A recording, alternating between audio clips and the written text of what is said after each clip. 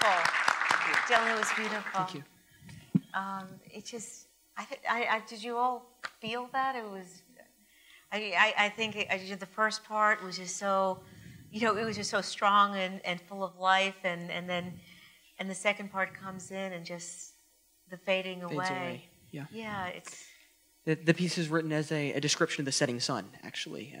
So the opening line, you have this simple melody, this simple alto melody, and it's kind of this. It's almost like a chorale. You can hear the singer singing with all this vibrato and all this emotion, and it's the sun. The chorale is the sun, and it builds and builds into this climax, this sunset. And as the blue hour passes, and the world turns blue and then gray and then black, and the sun goes down. And after the sun goes down, you hear this chromaticism and this quartism.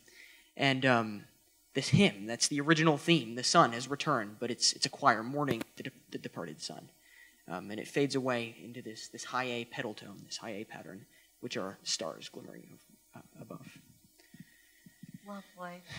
Dylan, did this melody come to you whole, or did it come in pieces and then you put it together? How long was it something you had to puzzle over, or is it something that came in a rush?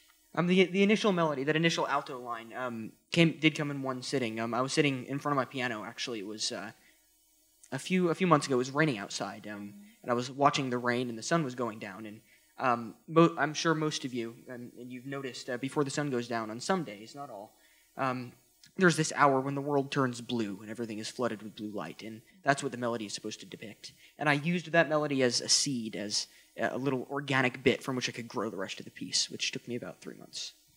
Is there a feeling when something like that comes to you, is there a special feeling inside, like, I got it, there's some kind of excitement, I know I got something really special, real here? Absolutely, because especially with composition, you can sometimes sit at the piano or even away from the piano and just think for hours trying to get an idea to come to you, because as a composer, you can develop an idea into something consciously, but the idea itself is inspiration. You have to wait for it.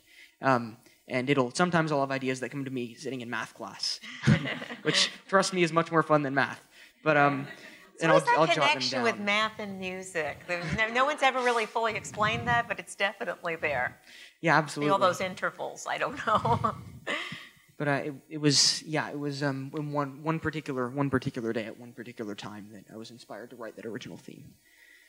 How does this fit for you? I mean, imagine you like to sit at your piano, you think about music. How does this fit for you among other things that you've created? Compositionally? Compositionally. Well, I mean, I write for a lot of different instrumentations. I'm actually a percussionist myself. But this, I don't mostly write for piano. But this particular piece fits with the rest in that I chose to use piano because it produces this timbre, this kind of quality. And when the original theme came to me, it didn't have to be piano. I sit at the piano and I write, but I could very well be writing for strings.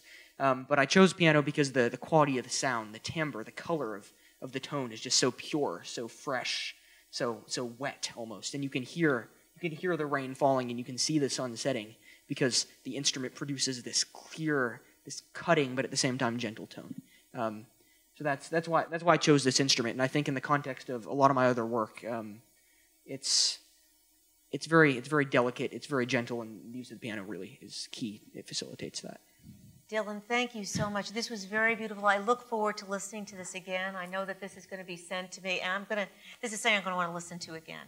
This is beautiful. Thank you. Thank you. Pleasure. Okay.